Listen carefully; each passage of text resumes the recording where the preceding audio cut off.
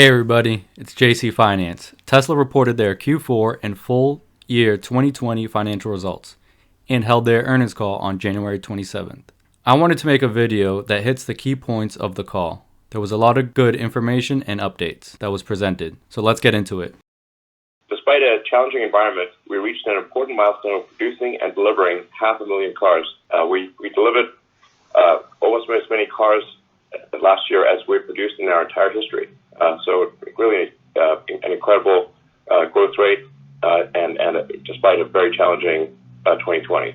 For the year, we achieved free cash flow of nearly $2.8 billion after spending more than $3 billion on building new factories and other expenditures. We reached industry-leading GAAP operating margin in addition to positive net income and record cash flow.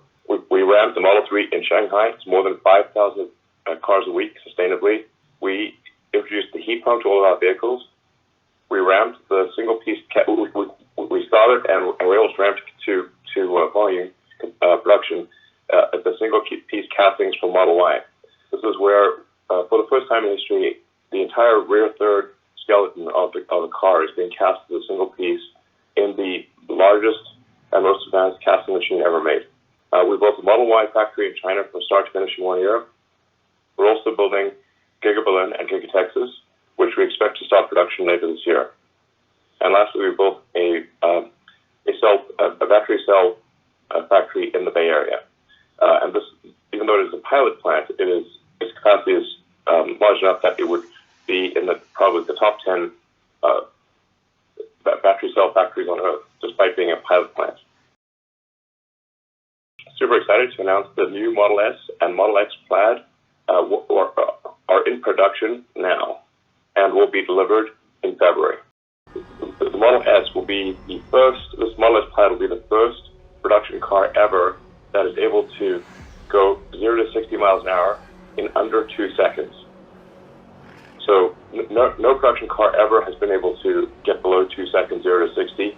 This is a luxury sedan that is able to go 0 to 60 in less than 2 seconds, and will have the ability to seat up to 7 people with the third row seats.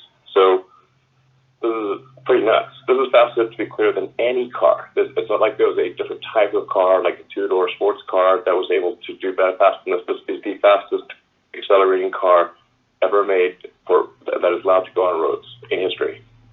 Yeah, we think it's probably the best car of any kind at any price available in the world today. Massive progress on full self-driving. I recommend watching the videos of our public beta. So we've got, I think, almost 1,000 people in the beta at this point, and with each successful release of the beta of the FSD software, it's really improving rapidly. It's now very common for I drive the latest builds. It's very common for me to have no interventions on drives that I do, including drives to places I've never been to. So these are not pre-planned routes. The car's never been there before, and it's now actually more. It's more common than not for the car to have no interventions, even on a complex drive. And this is basically, I'm highly confident the car will be able to drive itself with a reliability in excess of human this year. And thinking about how does one justify the value of the company being where it is? I think there is a way, just with back of the envelope math, to potentially justify it, where if Tesla ships, let's say hypothetically, $50 or $60 billion worth of vehicles, and those vehicles become full self-driving and can be used in robotaxis, uses robotaxis, their utility increases from an average of 12 hours a week to potentially an average of 60 hours a week if they're capable of serving as a robotaxi. So that's like roughly a 5x increase in utility. But let's, even if you say okay, let's just assume that the car becomes twice as useful as not 5 times useful, but merely twice as useful. That would be a doubling again of the revenue of the company, which is almost entirely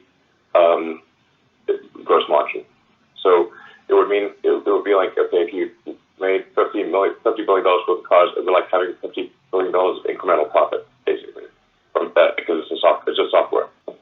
And if that were the case, then yeah, if you do 20 PE on that, it's like $1 trillion. And the company is still in high growth mode.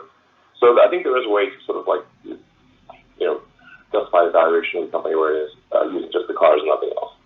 Cars with FSD.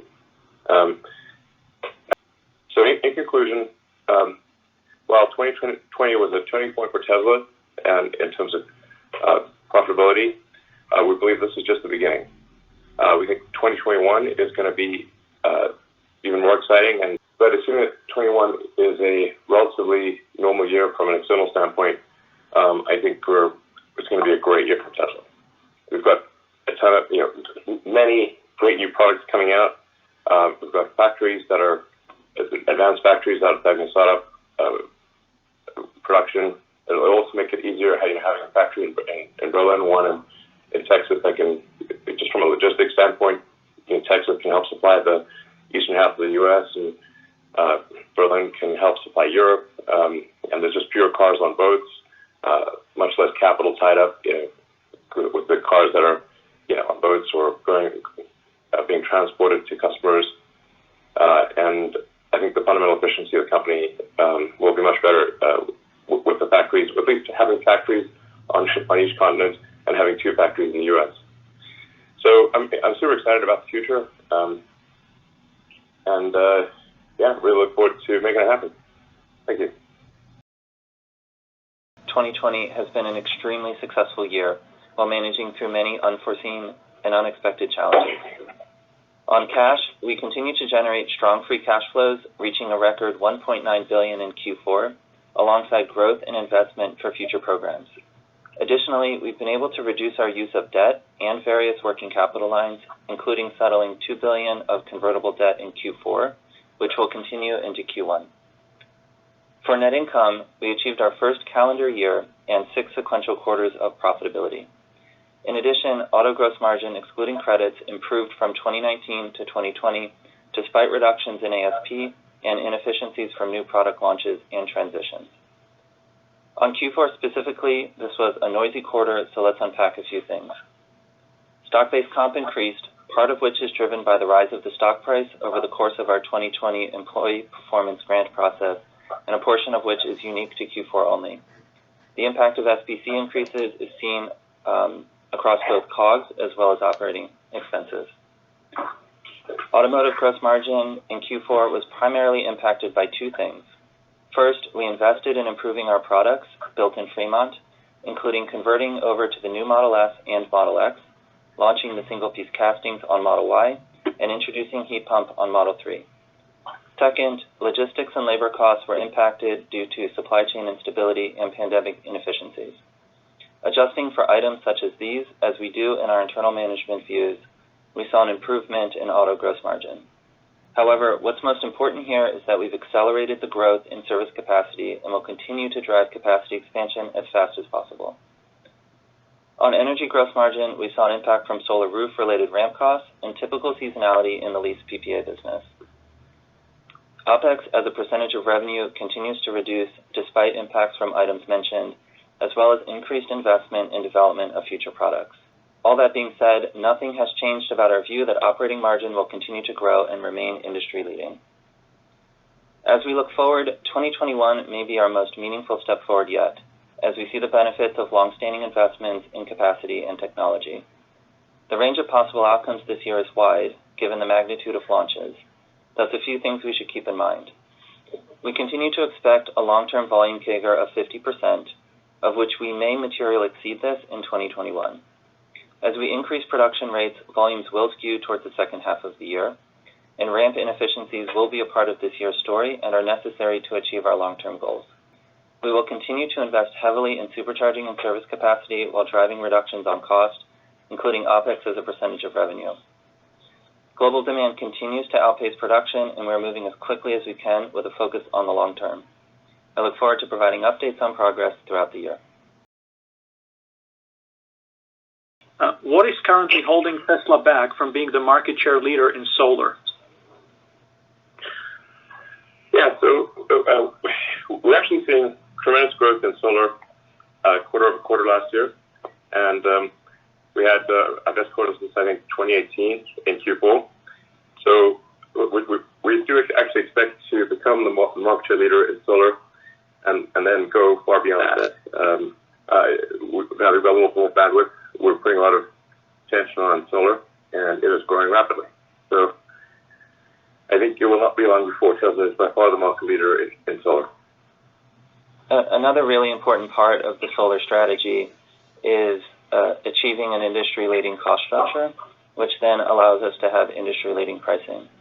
And so that's something that we've accomplished over the last year in terms of getting the cost structure in the place that it needs to be.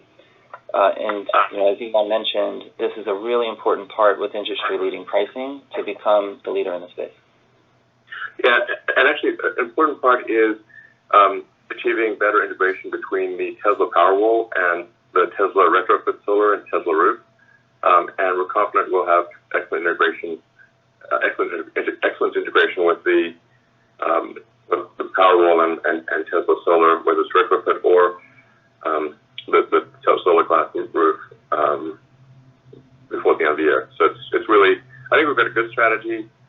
As Zach mentioned, we're focused on reducing the amount of time and the complexity of the install, and we're making great progress in that regard. And I think we'll have something that's really dialed in this year. First question is, can you give us a progress update on dry coating of the battery electrode? At the battery day, Elon said, "I would not say this is completely in the bag, as the yields were low." The Kato team, however, has been able to solve each manufacturing problem presented to date and continues to improve yield and rate week over week and month over month as we move up the production S-curve. And from a capacity perspective, we have 10 gigawatt hours worth of equipment landed at Kato. The production staff is nearly all hired. Our material supply chain is established, and the team is on track for full production ramp this year. Meanwhile, we've developed enough engineering confidence toward our 100 gigawatt hour 2022 goal. Why are you confident Tesla will achieve level 5 autonomy in 2021, and why is Dojo not necessary to get there?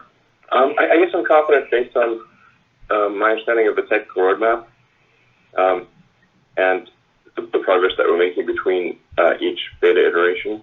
But this is happening rapidly because we've got so much training data with all the cars in the field. And the software is improving dramatically. We also write the software for labeling.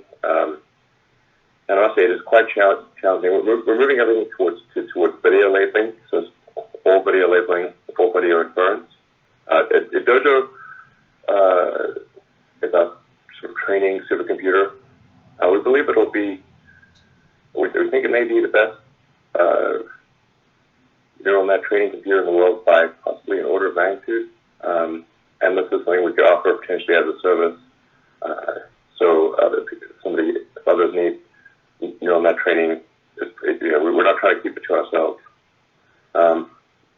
I think Dojo could be a whole line of business in and of itself for training vast amounts of video data and getting the reliability from, say, 100% to 200% better than an average human to 2,000% better than the average human. So it will be very helpful in that regard.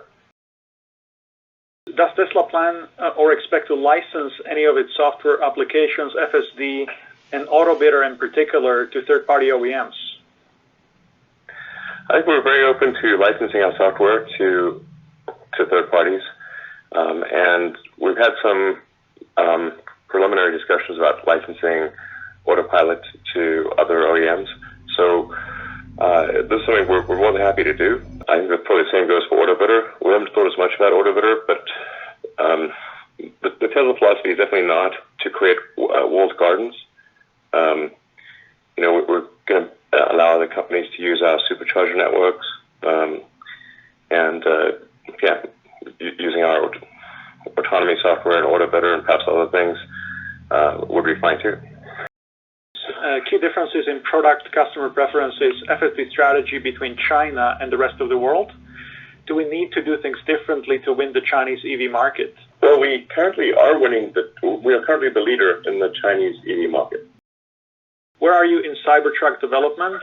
What are your expectations for Cybertruck deliveries in 2021? So we're no longer iterating at the design center level or design level. We've got the design fixed. We'll soon order the equipment necessary to make the Cybertruck work. We're actually going to be using even bigger casting machines for the rear body of the Cybertruck because we've got obviously a bigger vehicle and you've got a long truck bed that's going to support a lot of load. So we'll be using an 8,000-ton casting press. Incredible vehicle. If we get lucky, we'll be able to do a few deliveries towards the end of this year, but I expect volume production to be in 2022. As a Tesla investor, I could not be happier with the financial results and execution of Tesla during 2020, during a pandemic, where every other automotive company has struggled tremendously. There is so much exciting things going on with Tesla. They currently only have 2 factories and continue to grow at a rapid pace by building additional factories in Texas and Berlin, Germany. I expect Tesla to grow 50% annually for many years to come. I do not see them slowing down. Tesla is the clear leader in the EV market and their lead is growing. What were your thoughts of the earnings call? Let me know in the comments. Until next time, peace.